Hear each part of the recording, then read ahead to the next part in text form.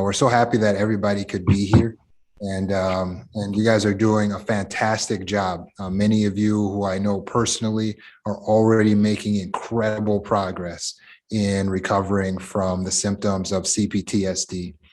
But one of the symptoms that we're going to talk about today is anxiety. Anxiety is something that plagues the majority of us who are surviving and trying to overcome our trauma of the past. But anxiety is something that can be difficult to master and a bit perplexing because it just seems to be automatic and ever present for many of us. I was in the park and I saw a girl and her mom. I was sitting in my car and a little girl was walking with her mom, and they were behind me, so I could kind of see them in my rear view. And then in the street in front of me, there was a goose walking, and the goose was crossing the street. And I kid you not, this guy in a white Cadillac Escalade comes barreling down the street, and he actually runs over the goose right there. And the goose goes tumbling under the car, and there's feathers flying out. And the little girl sees everything. And the little girl immediately starts crying. She had an ice cream cone in her hand. She sees the goose get hit by the car, feathers flying everywhere, and she just starts crying. Oh, she breaks down. And in that moment, I watched very carefully for what was going to happen next. Why? From the therapist's point of view, now we have a situation where a trauma has occurred. And this little girl just witnessed the trauma. How her mother responds to her will determine if she develops generalized anxiety as a result of the trauma that she just experienced. How her mother responds to her will determine if she experiences generalized anxiety, because in this moment, this has caused the girl a shock. And all of us have and will go through situations that cause shock. And so the little girl's system now is pumped with adrenaline and cortisol, and she's thinking, oh my God, I just saw this goose get run over by a car. And this is just the worst thing I can possibly imagine. This is very shocking. My system can't handle this. So now it manifests itself in her crying out. And she's right there next to her mom. And her mom takes her and pulls her close and says, "It's okay, honey, look." And you look up at the goose, and the Cadillac just kept going down the road, no remorse, but the goose got up and it was fine. It managed to duck down and roll and tumble a little under the Cadillac, but the Cadillac was raised above the ground enough that the goose was okay. It might have been a little scratched up, but it was okay. And it walked right off the road, and it was perfectly fine. And the mom reassured the girl, it's okay. See, the goose is fine. And then they continued to walk down the road. Now, I continued to focus on this little girl's reaction, and it was very interesting. The little girl continued to cry a little bit. Then when I looked out, looked at the goose for a moment, and looked back at the little girl, she was eating her ice cream cone, almost like nothing had happened. And then she would remember, kind of cry a little bit, and then she'd forget about it and she would eat her ice cream cone. What you're witnessing in that moment is the little girl integrating trauma and regulating. As a child, we need our caregivers to help us to regulate our trauma. The mother telling the little girl that it's okay and showing the little girl proof that the goose was still okay allows the little girl to process, okay, something really bad happened, but that's in the past and it's okay now. So I can move on with my life and I don't have to continue to stay in that anxious state.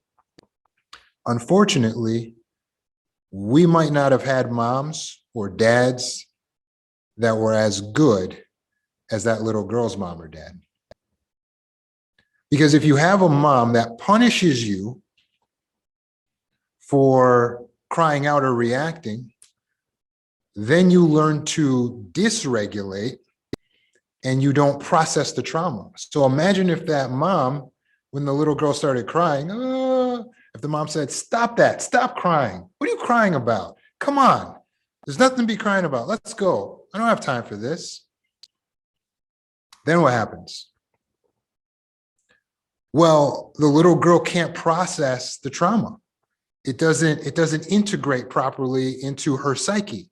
So now she knows something really, really bad happened.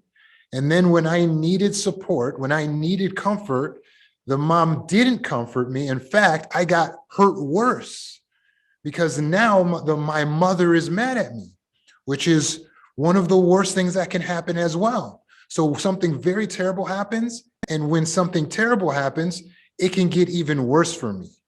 So now the psyche learns that something bad equals something even worse. And showing my pain or showing my sadness or showing my anxiety will result in me not being comforted, will result in me being rejected. And then what happens to the body? Well, physiologically, it's not able to calm down properly from that situation. She may shut up, she may stop crying because the mother told her to. But as she suppresses her emotional reaction to the situation, the body never lets it go. The mind never lets it go. And so the mind will later come back and say, hey, did you want to be anxious about the situation? Because we need to work this out. And it will bring it back up later in the little girl. And the little girl will feel the anxiety again, but that anxiety is now associated with shame and more fear. Because if I bring this anxiety up again, my mom will get mad, or my mom will ignore me, or my mom will shame me. And so the little girl will press the anxiety back down again, and the anxiety will stay there. And it will stay in the mind, it will stay in the psyche, it will stay in the body. And it will come back up later and say, hey, do you want to stay anxious about this? Do you want to deal with this anxiety? What happens with people who don't get someone to nurture them, someone to comfort them and help them to regulate, is they never have the tools or the resources as a child to know what to do with that anxiety. And so as a result, they start learning little ways to cope with their anxiety in their own life.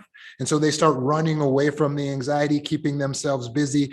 They try to get everything perfect. So they become a perfectionist. They become a procrastinator. They become a manipulator. They become everything and anything, a busybody, a human doer instead of a human being. And all of these things are because they're learning to run away from this pain, this anxiety, this constant state of fear that they're in. And the fear just leads to more fear because they know that this fear is not going to ever go away. It's not going to be regulated or helped by anyone. There's no one to comfort them. So there's no resource. And for a child, it actually changes the physiology of their body so that not only are the neural pathways in a loop where the anxiety leads to more anxiety, which leads to more anxiety, which leads to more behaviors of trying to escape and run away from the anxiety. But physiologically inside the chemicals of the body, it becomes addicted to the adrenaline and the cortisol. So at one point when the person is just relaxed, even as an adult, their body says, hey, I feel weird. Aren't we supposed to be anxious about something? And then it says, yeah, I am supposed to be anxious. And then you think of something and here come the chemicals again. There's your adrenaline, there's your cortisol, and you're anxious again. Does any of this sound familiar? Well, I'm not, if it sounds really like I'm talking about you, I promise, this isn't personal. I'm not talking about you personally or specifically. This is happening to hundreds of millions of people around the world. In fact, 40 million people in the United States have already reported that they are experiencing right now an anxiety-related disorder. Those are just the ones who went to a doctor and got got diagnosed with an anxiety-related disorder. Now imagine how many other people are suffering from anxiety that haven't gone to the doctor. We're talking just in the US alone, over 100 million people. As a result of what? Well, when you go back to the childhood, when you go back to those formative years, and they needed that caregiver to help them to regulate. If they got neglected or abused, and that the caregiver was violating their boundaries or actually the cause of the anxiety, then that sets a person up to suffer from anxiety for the rest of their life. And then they live their life in fear. And fear now becomes the main motivator. Instead of them being motivated by love, being motivated by their dreams, they're motivated by fear. So the reason they do anything is because of fear. Sometimes the parents use that against their children. They actually use fear to try to motivate their children to do certain things. So they're weaponizing a person's emotional system for them, against them. So how do we overcome this? Well, the first thing we have to do is we have to stop running. It may make you feel better to procrastinate. I'm a procrastinator. I put things off. That was always my way of dealing with anxiety. I also developed ADHD as a kid, or ADD. I got hit if I was HD, so I couldn't be hyper. So I just developed ADD, all right? But I would escape into my own world and just be gone, just be off somewhere else, because I wasn't trying to deal with the real world. It was either too boring or too scary, too anxious to have to deal with it. You may have developed some type of what people call OCD, perfectionism. If you're a people pleaser, you're a manipulator, and because you actually are managing everyone else's feelings. And it comes from a good place. You're just wanting everyone to feel good, but you're doing that to feel safe. Because if everyone is happy and no one is angry, then I'm safe. If everyone likes me, then I'm safe. The problem is that you'll resort to lying. You'll resort to being inauthentic, not representing yourself, not standing up for yourself, not demonstrating regulated anger and determination. You're hiding anything that you think is undesirable. All of these are examples of different ways that people are coping with anxiety, coping with this constant fear. But in order to stop the cycle, first of all, we have to stop running away from anxiety. Anxiety is not a monster that we have to run away from, right? We have to recognize what anxiety actually is. Because anxiety it's coming from our body, and it feels like a monster because it feels like something we can't control, and the feeling is so intense and it's so bad, and it comes when we don't want it. But we need to view anxiety with a sense of appreciation. Appreciate that your subconscious mind is trying to protect you. Because that's what anxiety is, right? So just like your body has a nervous system, and your nervous system is designed to protect you, especially your ability to sense physical pain. So if you set your hand on a fire, you set your hand on something sharp, you go, oh, ow. And what does that do for you? Well, it protects you from getting your hand burnt off or cut off. Our whole body has these nerve endings that protect us from something actually hurting us. Pain is therefore a warning signal to us to protect our physical body. Likewise, emotional pain, anxiety is a warning sign that something is threatening your metaphysical self, that something is threatening your inner self, your thought self, the metaphysical, just beyond the physical, what you are, the conscious being that you are. It's saying, hey, something is coming, something is going to threaten you or something you value. And so I'm just letting you know that the anxiety is a pain. It's letting you know, hey, something's going to threaten us. Something's going to threaten us. And if you never had that, the resources provided for you, like that little girl did, so that you could learn to regulate, then you're stuck in this constant loop of, oh my goodness, something bad is going to happen. So that even if you're successful in life, where you have a house and you have a car and you have enough money to pay your bills, you still think, oh man, the other shoe is going to drop anytime now. And when it comes to relationships, you're in this anxious state of, well, I really, really, really, really, really want to be with someone.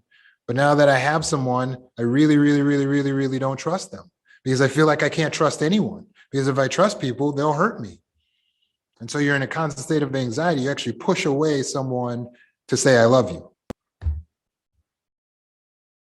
Because if you love them, you're not safe, because you weren't safe with your first loves, your caregivers. So all of this puts you in a flux if you don't recognize it for what it really is. Anxiety is your metaphysical warning signal. It's an energy warning signal to you to let you know something's coming up against what you value in the energy realm. These can be ideas that you value. These can be friendship, loyalty, the ability to be respected, the ability to be trusted. It can be values, things that you value, money, your house, your car. It's the constant state of fear is letting you know, hey, I'm worried. We need to do something about this. It's not something for you to fear. To fear the fear itself is putting you in a loop. We need to stop running and turn around and take a look at what it's actually telling us. Your anxiety is something beautiful. It's telling you, hey, there's something I value and I'm worried about you. So I'm just letting you know. So now we have to regulate. Now, how do we self-regulate? We got to look at what we didn't get, right? Because you didn't have what that little girl had. And we're so glad this story had a happy ending and that she was comforted by her mom and that she was able to just moments later just be licking on that ice cream cone like nothing had ever happened. It's because she was comforted. Her mom did two things. Her mom said, it's okay, accepted the emotion, comforted the child, and then pointed to the truth, a positive truth. Look, the goose is okay. It's okay. You don't have to feel bad. You don't have to be afraid. This is the same thing we must do for ourselves. When we're feeling anxiety, we have to go to that little girl, that little boy in ourselves, comfort that person. Don't run away from him. Don't treat it. You treat yourself like the mean mom. Says, what are you so anxious about? What are you doing? We don't have time for this. This doesn't make any sense. And then you just walk away. Don't treat yourself like that. You've already been neglected your whole life. You've already been abused. To solve this, we must reparent ourselves. We must be the mother or the father to ourselves that we never had. And we do that by turning around consciously in our conscious mind and looking at our subconscious thoughts and addressing them. What's wrong? What's wrong? Why are you anxious? Oh, because this, I'm worried about this, I'm worried about that. Okay, it's okay. Everything's going to be all right. Then point to the truth. How do we do that? Well, we use the mind technique. The mind technique is a technique that I coined, which is ultimately an acronym to make it easy to remember. Mentally identify negative distortions, MIND. Mentally identify negative distortions. The reason the little girl became so distraught when the goose got hit is because she knows this is bad, but as a child, she doesn't know how bad this really is. But she's identifying with this animal, and children value animals, so this is a value for her. And then the animal seems to get run over by the car, and so all she knows is the unknown, which is, Now what happens? This animal that I value just got hit by a car. What does that mean? This poor thing. And her viewpoint of the situation becomes a little bit exaggerated. We do the same thing with ourselves. We tend to exaggerate the negative of situations that we're in. Exaggeration is a distortion. And when you're exaggerating the negative, it is a negative distortion. We have to mentally identify the negative distortion and point ourselves to the truth. So for instance, we may say, oh my goodness, I'm going to go broke. I'm going to go broke because I grew up broke and now I'm going to go broke. I know I'm going to go broke. This is an example of a negative distortion. It is not a proven fact that you are going to go broke. In fact, you may actually have a job right now and no one may have told you anything about getting fired. You may actually be working in a steady position. So telling yourself over and over again, I'm going to go broke, that's a negative distortion. So you mentally identify the negative distortion and then you reparent yourself. Talk to yourself like you would talk to a child. Don't worry, honey. You're not going to go broke. Look at the truth. You have this, you have that, you have this skill, you have that skill, you have this job. The job is paying you this amount. You have this amount in savings. You also have a credit card. You're not in any immediate danger to go broke. And it doesn't do you any good to focus on that because it's not an actual immediate danger. You should only focus on going broke once you lose your job and lose your savings and lose your credit card. Then you can go and focus on being broke. Right? In a relationship, you have your partner, they're reasonably decent individual. But what do? Oh my God, I know they're going to cheat on me. I just know this person is going to cheat on me. I know they're probably already cheating. This can be an example of a negative distortion. Unless you have ample evidence, you don't have to blind yourself to true evidence. But if there is not ample evidence, then what are you doing? You're just focusing on a negative. You might actually exaggerate one of their flaws. Oh, I just hate how big her forehead is. I hate how big, I don't know if I can be with someone with such a big forehead. You're just taking one negative trait and you're blowing it up. You're distorting it. When we focus on something that's negative like that, what are we doing? We're just feeding our anxiety thoughts that can continue to give us our addiction, the hit of adrenaline and cortisol that we're used to, because we don't even know how to not feel anxiety, right?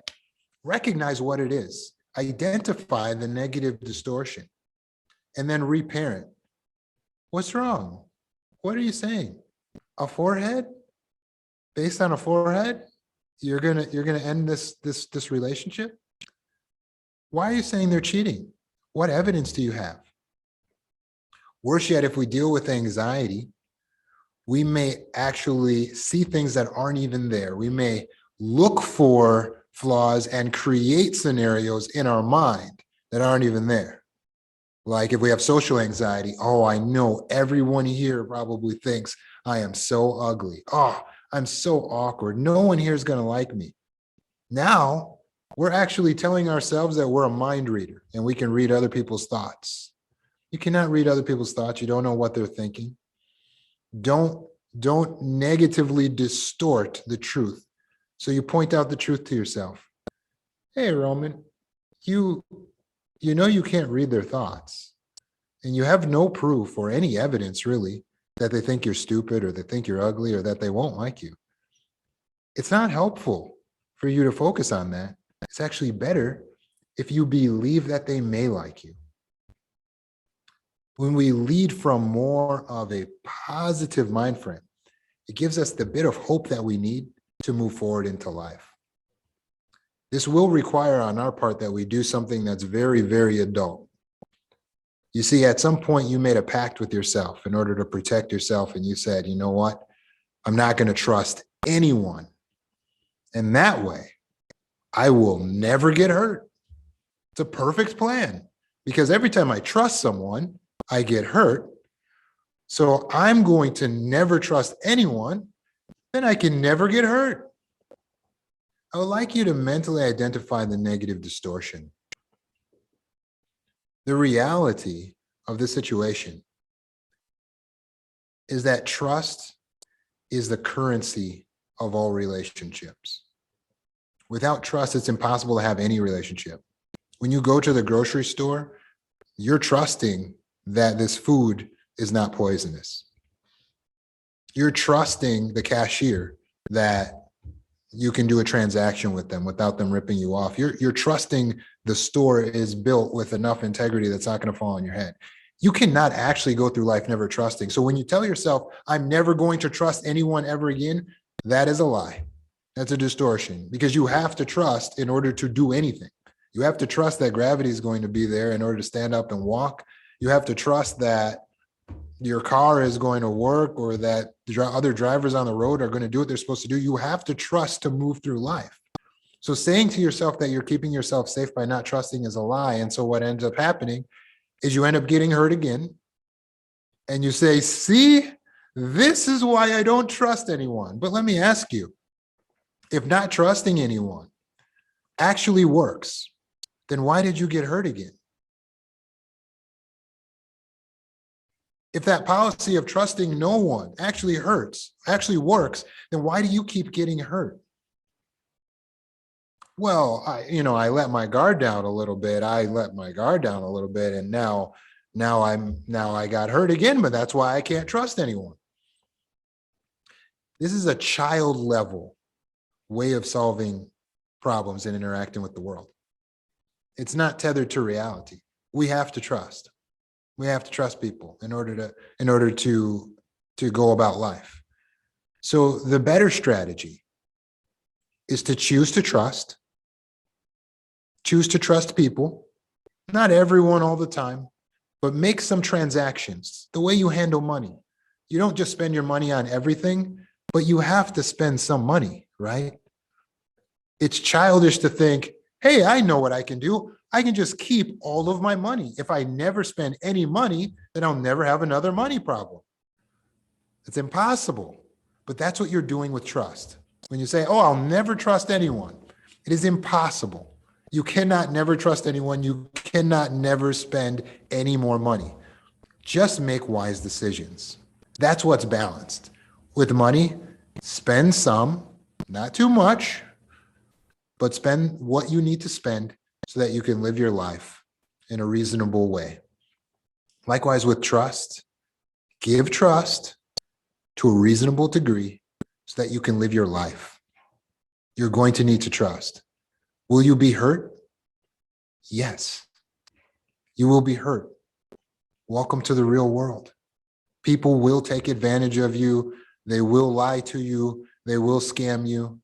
But I promise, that is the minority of people and experiences that you will have.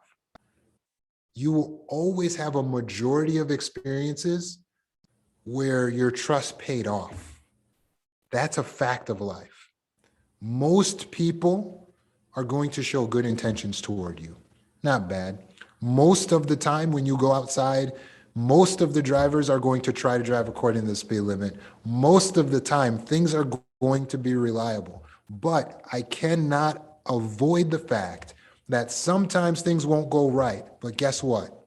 You're going to have to take some of the hits, some of the hurt, some of the pain, and regulate and say, you know what? I got hurt. I got hit that time, and it hurts. But I will love again. I choose to trust again. I choose to continue to go out. I might make a different decision next time. I might not deal with this company anymore. I'm not going to deal with that person anymore. But I will continue to trust because I have to continue to live. Trust is a currency of life. And like money, you cannot just hold it and think that you'll never spend anything and that will keep you safe. It's unrealistic. So I encourage you, stand up straight, break out of your shell, take reasonable risks. And yes, a small minority of time, you'll take a hit, you'll get hurt.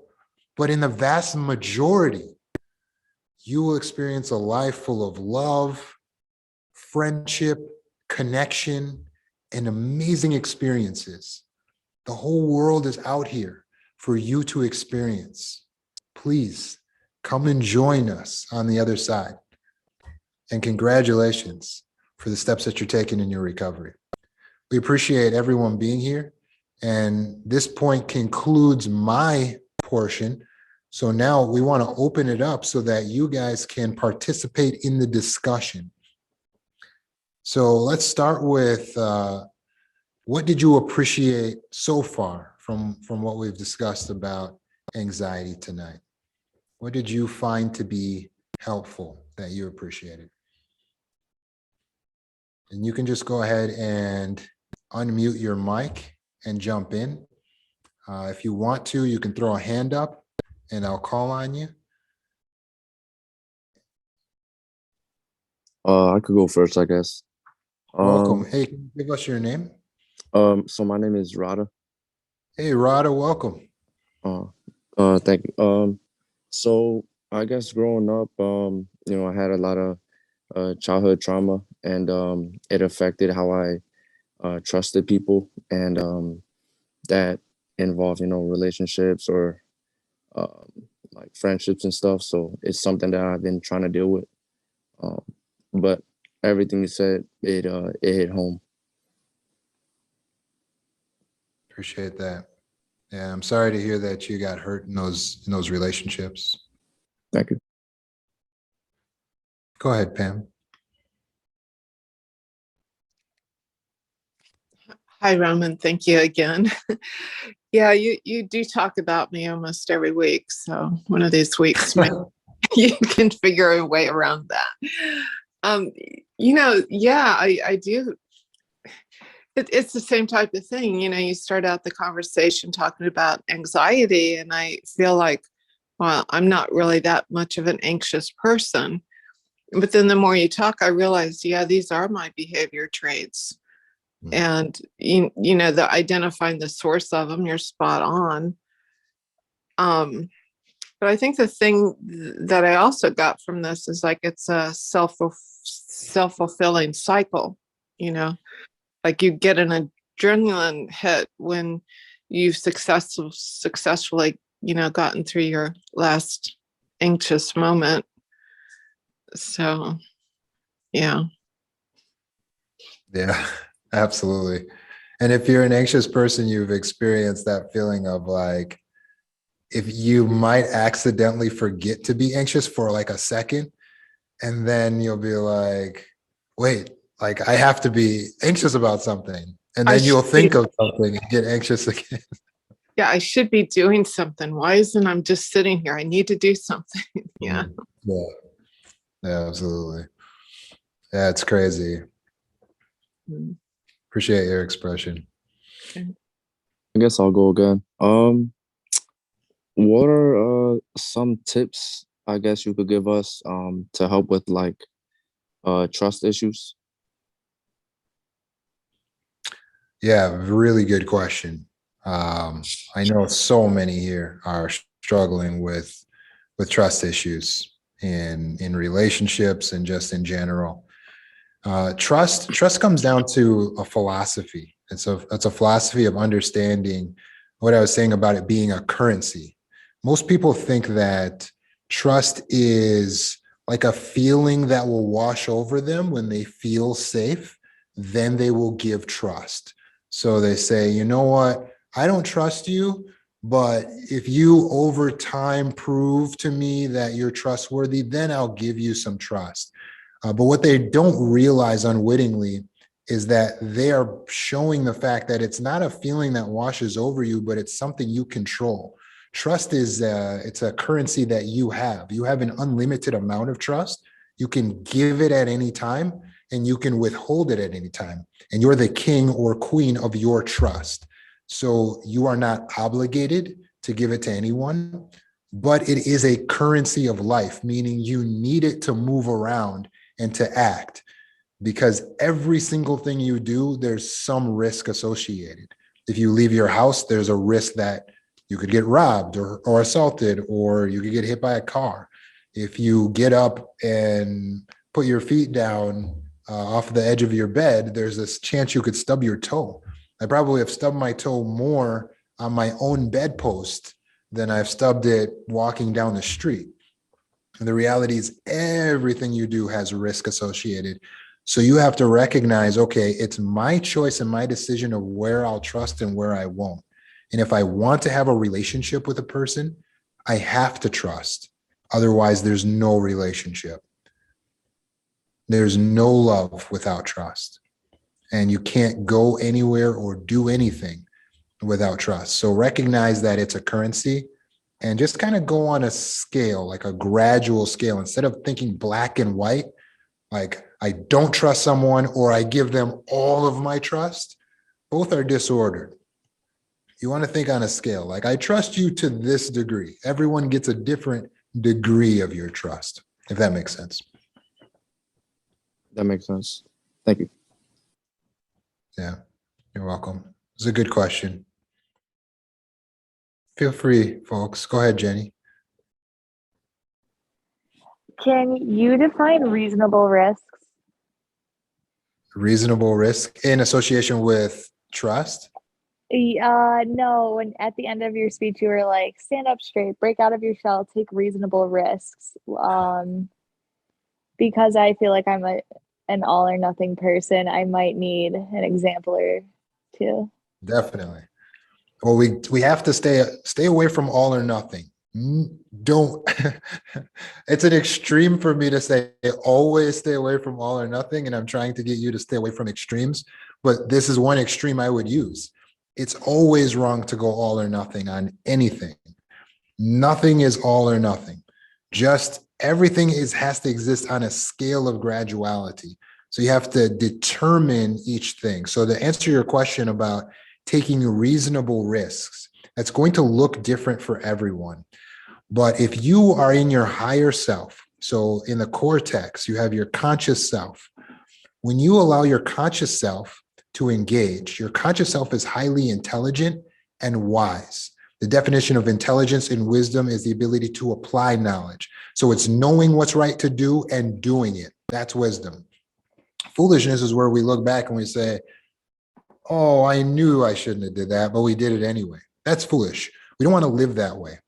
When you live in your higher self and you're looking at everything with intelligence, you're applying critical thinking and you're analyzing everything. This is where you're able to find the reasonable risk. It is a reasonable risk that if I want some food, I should get out of my house and go to a grocery store to get the food. Is there a risk? Yes, I can get hit by a car. I can get robbed. They can cheat me at the grocery store. I could lose my money. There's so many things that can go wrong, right? But if you focus on that, then you're going to have anxiety. But if I focus instead on the reward, which is I get to have food, any type of food I want, now I see that the reward is in ratio to the risk worth it. So therefore, it is a reasonable risk for me to go outside and risk all of those things happening so that I can get to the store, get my food, and come home. That is a reasonable risk to leave your house, to go to the store to get food.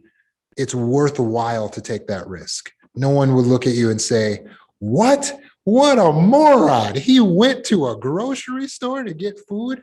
That's an example of a reasonable risk. If you're in a relationship now, reasonable risk is to recognize if you have a partner who's demonstrated stability, who's demonstrated reliability, who's demonstrated a reasonable amount of trustworthiness, then it's a reasonable risk to give a little bit of your trust to the partner, to allow a relationship to grow and to flourish. And over time, to gradually give a bit more of your trust to the partner. That's an example of reasonable risk. I don't know if that answered your question. I think it did. Thank Thanks. you. Sure. Feel free to ask more if need be. Jay Bear. Hi. It's the first time I've What should we call you, Jay Bear? just Jay is fine. Thanks, Jay. Welcome to the conversation. Thank you. I really appreciated what you said, and um, I found myself really very sad when you were talking about the little girl having her mother just comfort her, and it just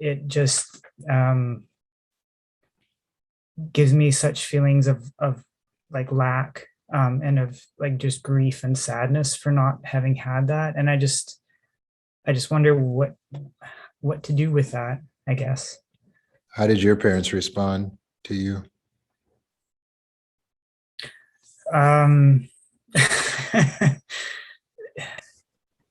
Were they I, more on the neglectful side or more on the abusive side?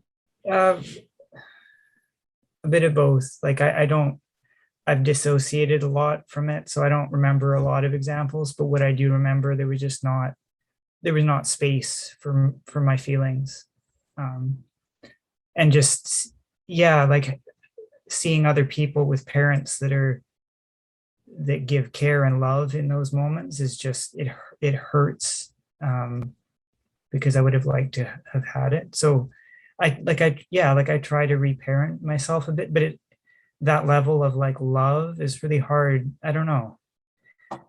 And kind of grieving, I guess, what I didn't have. I don't know if you have any thoughts on that. Yeah, sure. Oh, first of all, Jay, you're not alone. You know, we feel you. And that was very brave to share that with us and be able to express that. There's so many here in the group that feel you, that have the both the neglectful and halfway abusive or fully That's abusive okay. parents. If that's okay. Yeah. What'd you say, Anissa? Um, Oh, go ahead. yeah, I was just going to kind of second what Jay said. Hmm. This is kind of a similar situation. Like this is stupid, but I was watching television the other day, and it was one of these Alaskan wilderness reality shows where people live out and, build their own houses and, shoot their own food and things like that. And there was a guy who was teaching his son to fish. And the little boy was about 4 or 5 years old. And he caught a fish on his line. And the father was kind of standing behind him in the boat and being encouraging and saying, you got it, and telling him what to do and giving him instruction.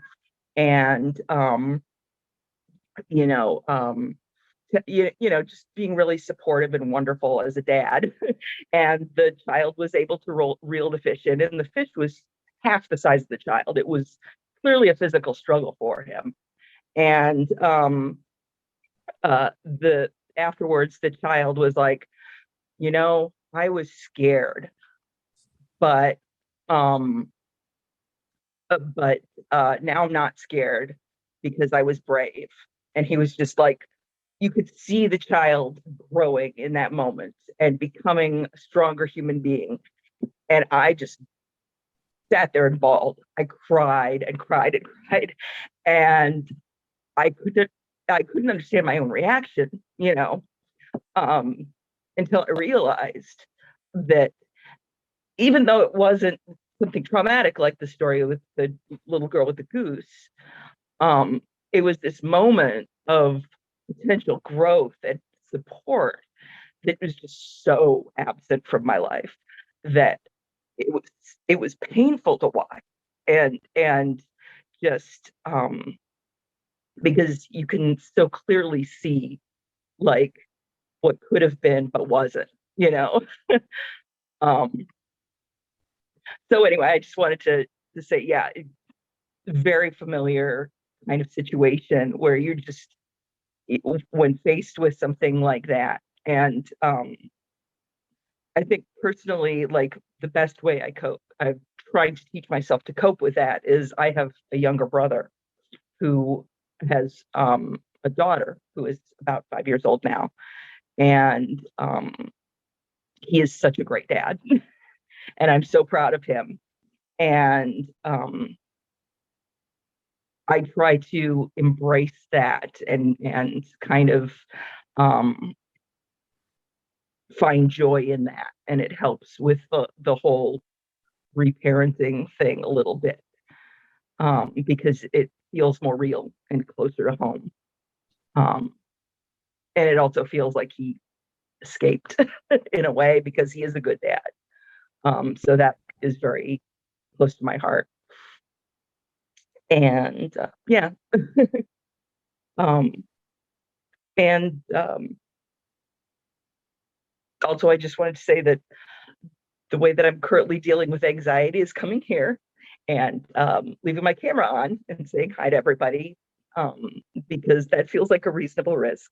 I don't normally participate in social media at all, and I won't even like put my face on a like a bio picture or anything like that. So I told myself when I came here I was going to show my face, and that's why I'm being a little weird and showing my face when everybody else doesn't. But anyway, that's it. Can we give her a hand, you guys? Absolutely. We appreciate that, Anissa. We appreciate that bravery. Go, Really. Anissa. Thank you. Yeah, we appreciate it. Brave. Yeah, we appreciate it. And the reason we're not showing our faces is because we have anxiety. That's reality. But we love you so much, and Jay, we love you too. You know, the reality is as far as that question, I was nearly in tears listening to the example that Anissa gave, but Anissa used the word reparenting. And so, Jay, I don't know if you've come across this term in your journey yet, but reparenting is just exactly what it sounds like. It's replacing what you didn't have. Pretty much the majority of us here, it was the caregivers that put us here because they didn't parent correctly. They might have been a bit neglectful, not paying attention. It might have been a bit abusive. But whatever the case, they were imperfect. And so in what they didn't give us, we need to find it somewhere else. This world does not recognize the need for us to feed the metaphysical self, meaning the energy self, because it's invisible. So like you said, there was no space for your emotions. Well, your parents thought that that wasn't important.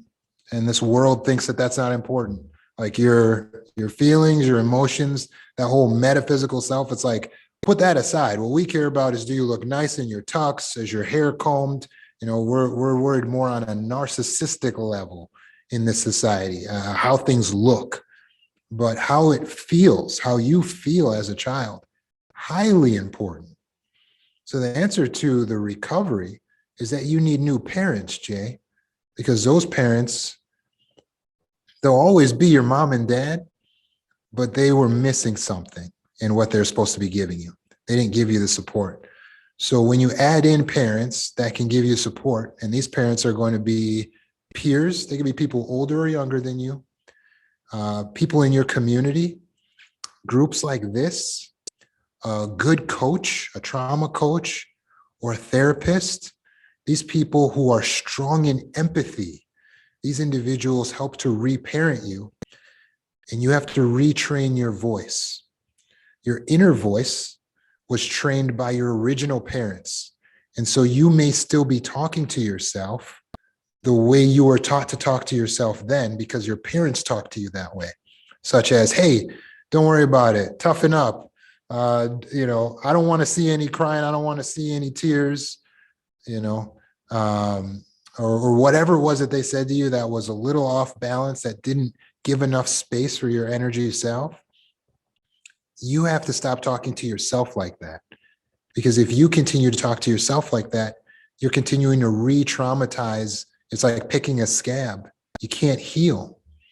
So you are the one person who's with yourself all the time. So you have to become the number one caregiver of the self, the number one parent of the self. And you do that by giving yourself empathy, allowing yourself to show those emotions, allowing yourself that space. and validating your own feelings in association with cutting out anyone in your life that does not validate your inner self and adding into your life people like us, because us here, everyone in this room, we are the protectors of this universe, because we are the ones who are going to be that one person in another child's life to make sure that that child does not have to suffer like we did, thinking the whole world is like this, lacking empathy. We have the ability, because of what we know, we are awake to the necessity to care for the inner person. So I encourage you and all of us to step into the role first with ourselves, to care for and nurture ourselves, and then start caring for and nurturing other people. Megan? Thank you. Thank you. Yes. With regards to parenting ourselves, I kind of read something interesting the other day about that. Seeing as we're all empathetic people, I had read that the way I see it and the way I took it, I treat people the way that I wish I had been treated or would like to be treated. I try to do that with others. And I had read, if you turn that around and do that to yourself, that helps with reparenting. And I agree, that sounds great reading it, but practicing it is really hard, because I don't always recognize when I'm not being empathetic towards myself, just because I'm so used to, how I am with myself and how I talk to myself. I don't always recognize it. And it went on to say that, if you do have issues, realizing that if you do have somebody close in your life that, treats you the way that you want to be treated, you can ask them to point out to you, hey, if you hear me being negative to myself, or, anything like that, that isn't good for reparenting, can you, mention it to me and make me aware of what I'm doing?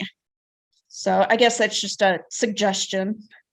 Absolutely. And a practical one at that. Yeah, it can be hard when that's not what we're used to doing.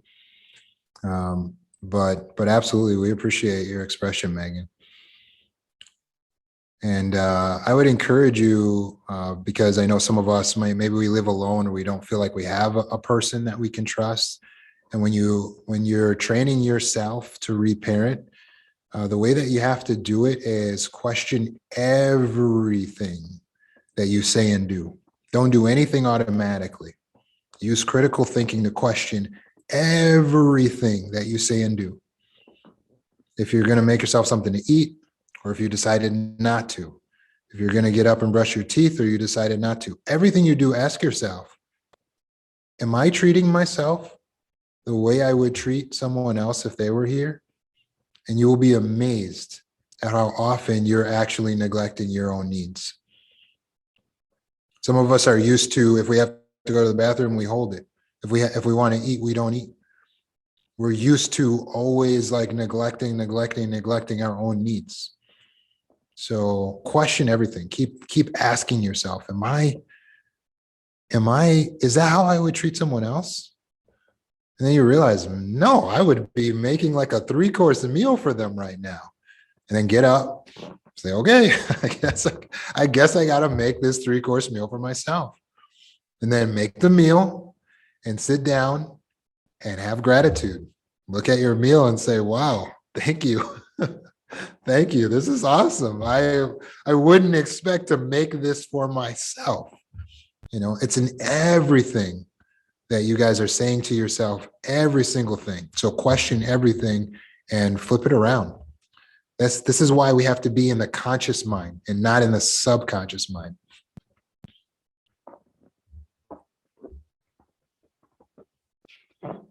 Has anyone been having any challenges that they would like to express?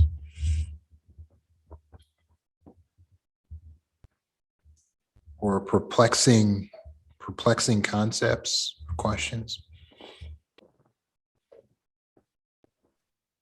I'll go again. So I recently started coaching, and I've noticed that I get more anxiety towards certain clients that I have. And these clients, they're usually, I guess, more extroverted, more outgoing. And I've noticed across that, like my whole life, I've noticed that with people that are more like extroverted or like really outgoing, I tend to just be more in my head as opposed to somebody that's like kind of like me, like more introverted. Um, I can kind of relax and like socialize more comfortably. Why do you think you do that?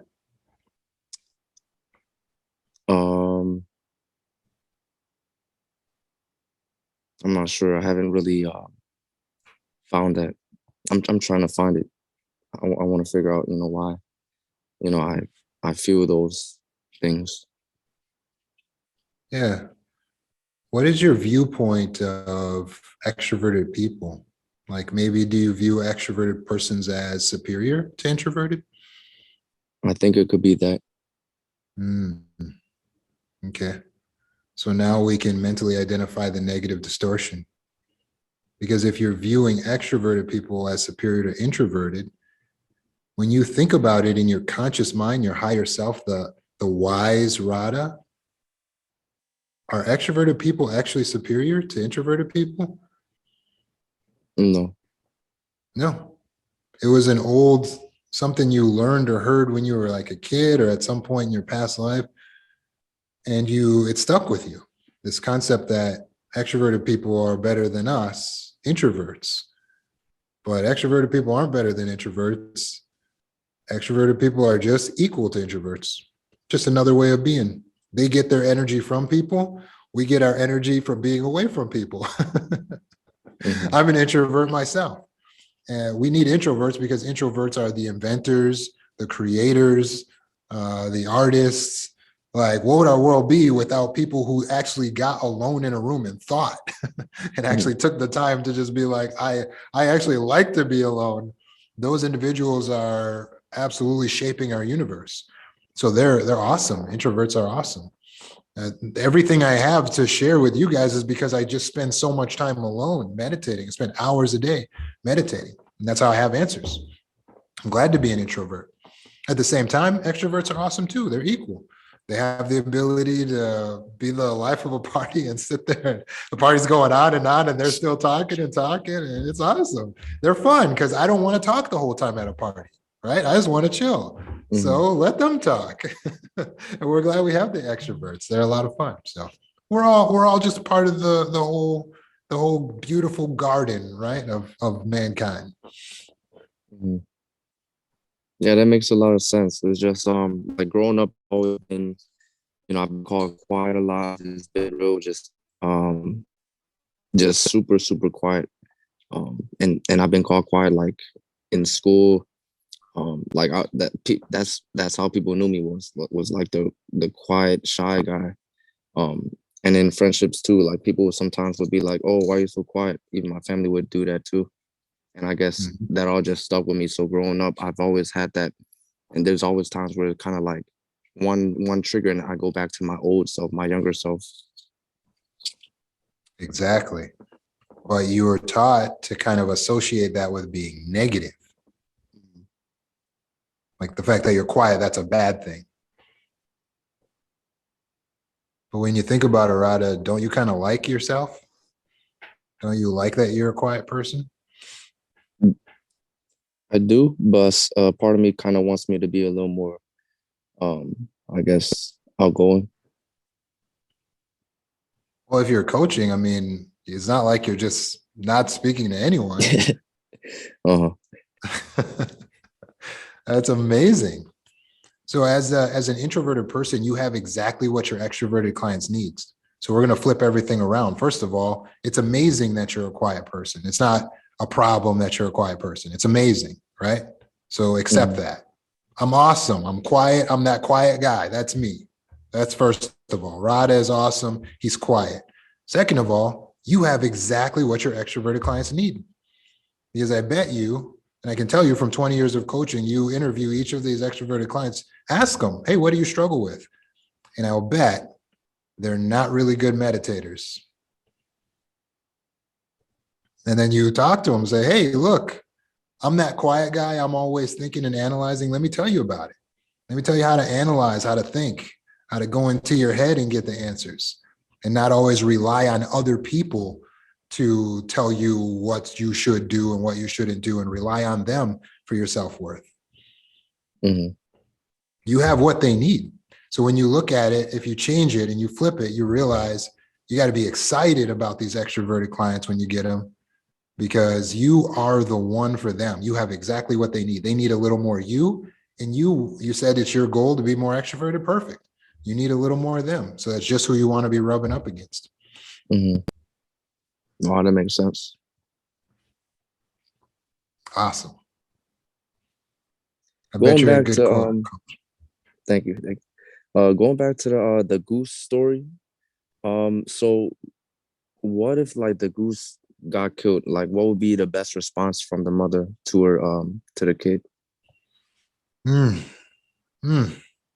Life, that's a life lesson moment, isn't it? Anissa's story talked about this kid. He wasn't in an anxiety moment. It wasn't anything negative. It was a positive experience, but the kid said, I was scared, right? But the father the whole time was reassuring, and letting the kid know he wasn't alone. He was there with the kid.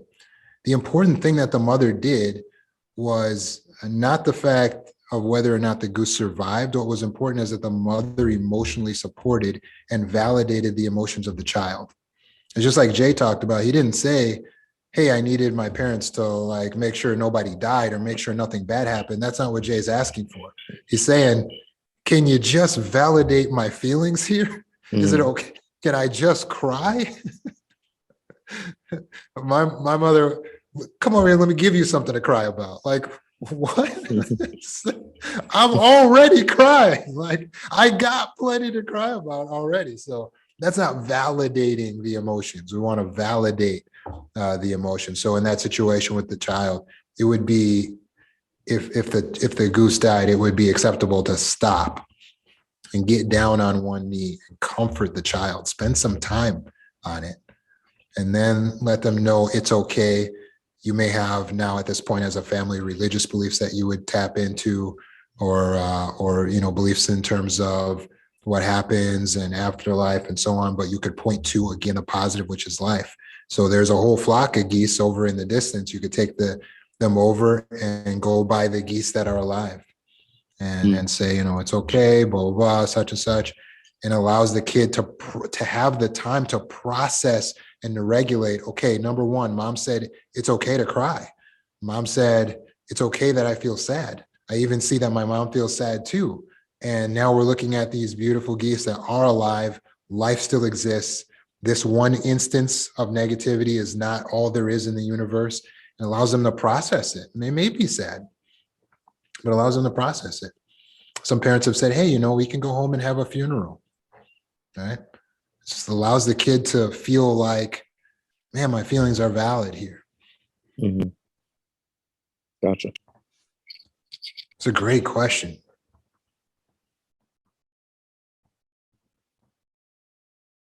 Megan, thanks for the great participation, everyone.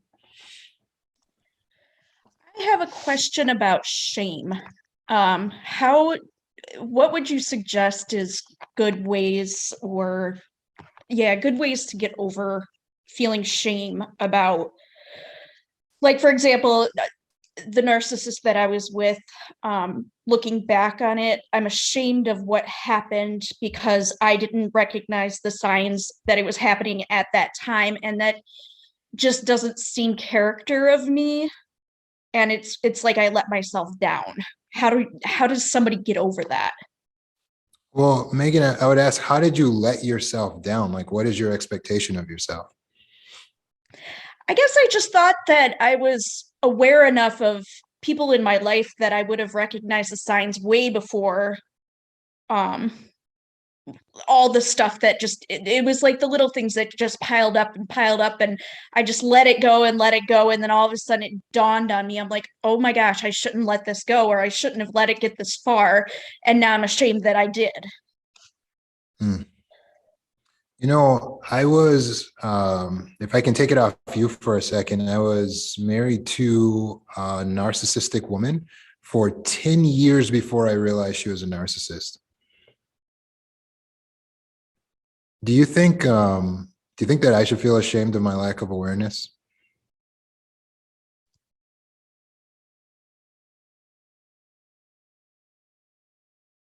Megan? Do you hear me? No, I hear you now. Okay. I said no because you loved her.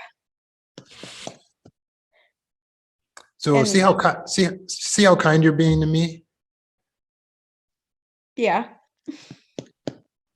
So just like you talked about in terms of reparenting yourself, you're able to look at me and say, "Oh no, don't feel bad. Hey, you loved her. Hey, Megan, it took me 10 years, right? I was married to her for 10 years. Wait, hold on. That's not even it. I was friends with her, best friends with her for 7 years before the marriage. So 17 years, I did not realize I was sitting next to a narcissist. 17 years, we're sharing the same bed and everything. I don't realize it's a narcissist. Total lack of awareness. But again, if I come back to you and I say, should I feel ashamed of my stupidity? You would again just be like, no, don't feel that way, because you're able to be kinder to me than you're being to yourself. The reason you're feeling the shame, Megan, is because your negative program is, oh, let's punish Megan now. Let's now that Megan is already down, has already been kicked and abused, let's go and kick her. That's your illogical subconscious program, is to be unkind to yourself and to say, you should be ashamed, but you shouldn't be ashamed, Megan. And in your conscious mind, you shouldn't be ashamed because I shouldn't be ashamed of a parallel situation. In your conscious mind, you realize, hey, look, you could be really smart. And by the way, I consider myself to be really smart. And you can still get fooled by a narcissist, especially when there's feelings, right? Especially when you love the person. Just the fact that they're a narcissist doesn't mean you don't love them. So what you said to me is absolutely correct. I just need you to say that to yourself. Saying and doing are two different things sometimes. Have this But conversation with yourself. Say that Remind again. yourself. Have this conversation with yourself. Remind yourself that it's okay. Like, really smart people get fooled by narcissists. That's what happens. It's not. Now I know. The shame is not helpful. Yeah. The shame is not helpful. It's not helping anything. So it does you no good. It's a subconscious program from childhood. You don't need to feel ashamed. You need to feel proud because you're not still in it. Very true. That's true. Yes. You are here. You are out. You are single. You are ready to mingle. You are growing. You are Megan now. You're no longer that narcissistic supply, just getting the life and resources sucked out of you. Yeah. You're no longer being played and marinated around like you're a toy. Like, this is not a game. This is your life, and you took control. You should feel proud. There's some of us who are in this room right now who have not cut off the narcissist yet, Megan. I happen to know, because I know you, that you cut the narcissist off. It's already been weeks now. Mm-hmm. It's been a while. There's people in this room who haven't had the strength. Don't feel shame. No, feel proud of yourself. Okay. Thank you. Thank you for setting a good example for us and cutting off the narcissist in your life. That's awesome. I hope that we can all have that strength. Yeah, I was gonna say it's hard. It's hard, but there are good days and there are bad. I will say that, but everybody travels their own journey. You're doing good. Now you can heal and become who you're supposed to be, which is a superhero going around saving other people. I have no doubt in my mind with the knowledge and experience you have, you're going to like start some kind of foundation or run some kind of like organization or something. You know, I have no doubt in my mind. You're going to do just really big, beautiful things in this world. Appreciate you.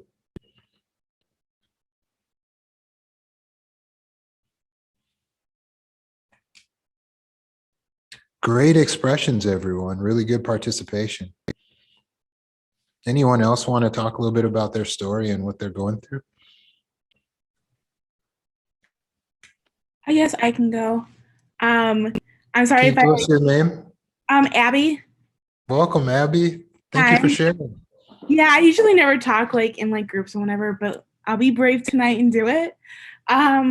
So I don't know, I'm really struggling with so I like work in mental health, and I also deal with like my own personal mental health journey, and I'm like surrounded by it like all the time, and it's just constant. And you know, even growing up like when I was a child and throughout the years, you know, I've been surrounded by like trauma, grief, and loss. And it's hard because, you know, I live in a big family and they don't quite understand what's going on like psychologically.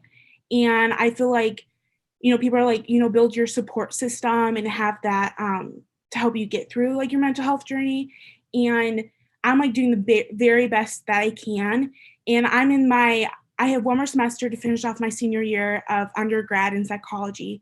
And like, it's just to keep going and to keep fighting has been very difficult. I've been in and out of the hospital this year.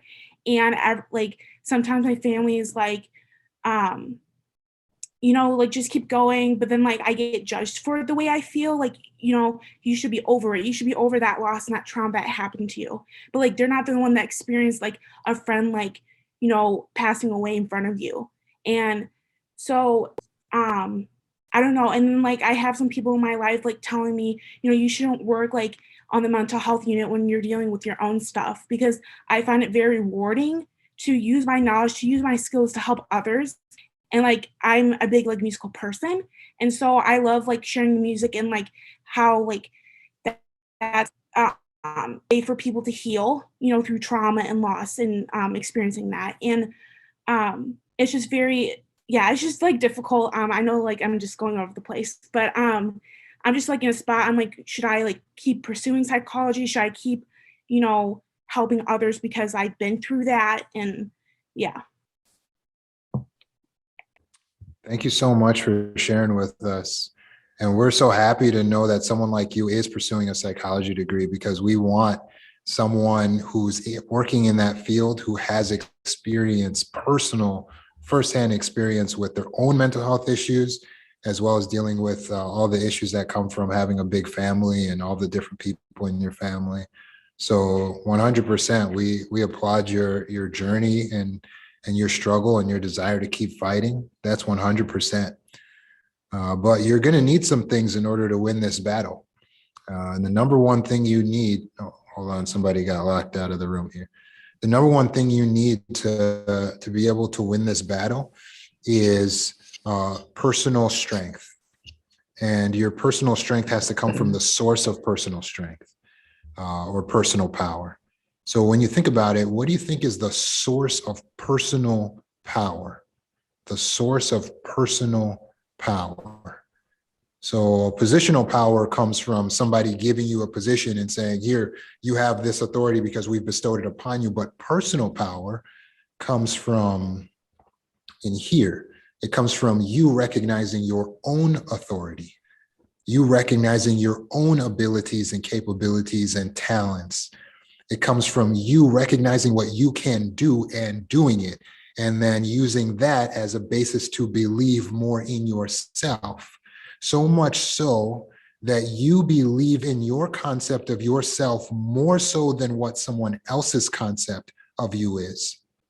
Does that make sense? Yeah. So you have other people in your life, but those other people don't actually know you. So you have to stop relying on their perception of you to be your perception of yourself. In fact, what they think doesn't matter much, because all they have is just a perception of you. They don't know the real you. They don't know the real you because they can see some of your actions, but do they know all your intentions and motivations and thoughts? No. The only one who knows all of your intentions, motivations, and thoughts on this earth is you. You're the only one that knows all of your thoughts, intentions, and motivations. Now, how can you judge a person if you don't know all of their intentions, thoughts, and motivations? Well, you really can't. So the only person who can judge if you're important, if you're worthwhile, if you're doing well is you.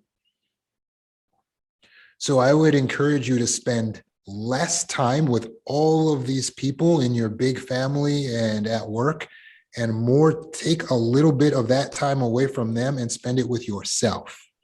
More time alone, more meditation, because you need to channel in and get focused on your personal powers and your personal ability and your personal worth, and recognize who you are, because who you are is not who they say you are.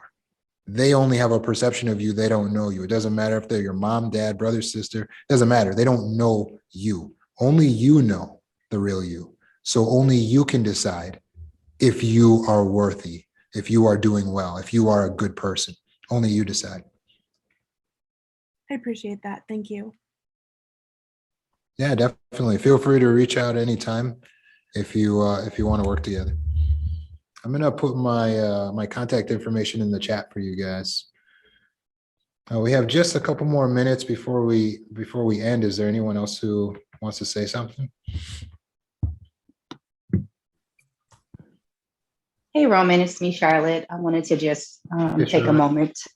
Hey, just take a moment to just share a little bit of my journey with the group. I've been coming to this group for, I'm thinking maybe about 2 months now. And when I first started in the group, I was very anxious all the time. And I was dealing with being a people pleaser, not knowing my worth, actually trusting too much. So I trusted people too much. And I did that because when I did finally cut someone off, I had a reason to. So I would give them all of my trust. And if they were to betray me, or if they were to be dishonest with me, then I would immediately cut them off. So I'm not sure if any of you guys have dealt with that, where you gave yourself a reason to cut people off. But that is certainly something that I dealt with. But the point of me speaking is to just let you guys know that I have grown so much in these past 2 months working with Roman. I have way more confidence in myself. I believe in myself a whole lot more. I give myself more grace than I ever have. And I spend a lot more time with myself, which I never did because I wanted to stay busy all the time. And it has been it's been so helpful for me. So I just want to encourage everyone that's on this phone call, if that's not something that you do, to please start doing that, because you'll really start to get to know yourself. Because I didn't know who I was. I had no idea who I was before I met Roman. I had a perception, and the perception that I put out to others is what I believed I was. And it was completely different from who I really am. I liked both, but the truth is I am who I am now. So again, I just wanted to encourage you guys, if you haven't reached out, please reach out. He has changed my life for the better.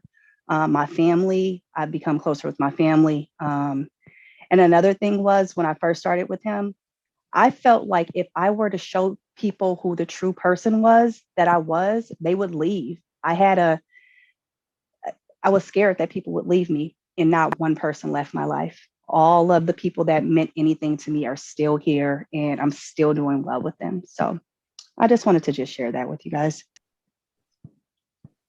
Appreciate that. Obviously, I appreciate that. You convinced me to call Roman, so I appreciate it. He's a really nice guy. You should go ahead and call him. He's a great guy. But yeah, hopefully you guys have my contact information there, and hopefully you will reach out. I want to encourage everyone here to recognize the path that you're on in this path, in this journey. I know that you're thinking, hey, I'm just trying to recover, right?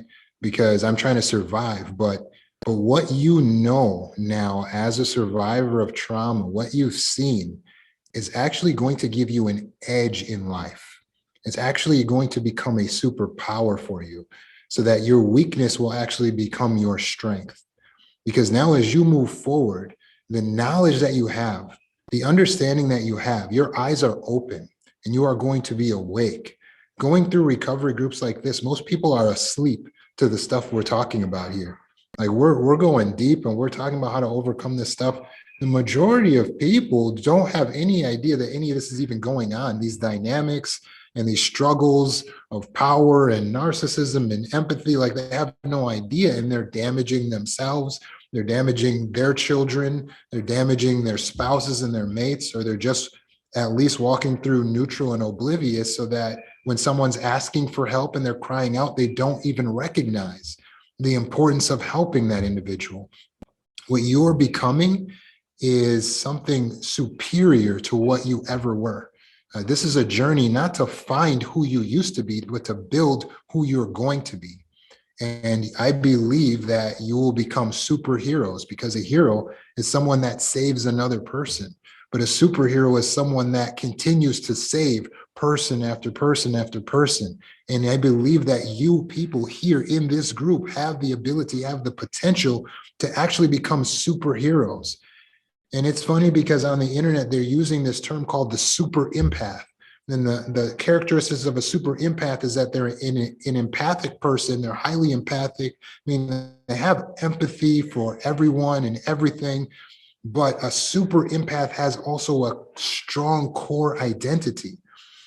The purpose of this training program, the purpose of this recovery program, is not just to help you to survive, but to teach you what you need to thrive and to actually help save lives of other people. To be a super empath means that you have a core identity that is equally as strong as a narcissist's core identity, but better, because a narcissist has created a shell, a false shell around their core, because their core is actually fragile and weak.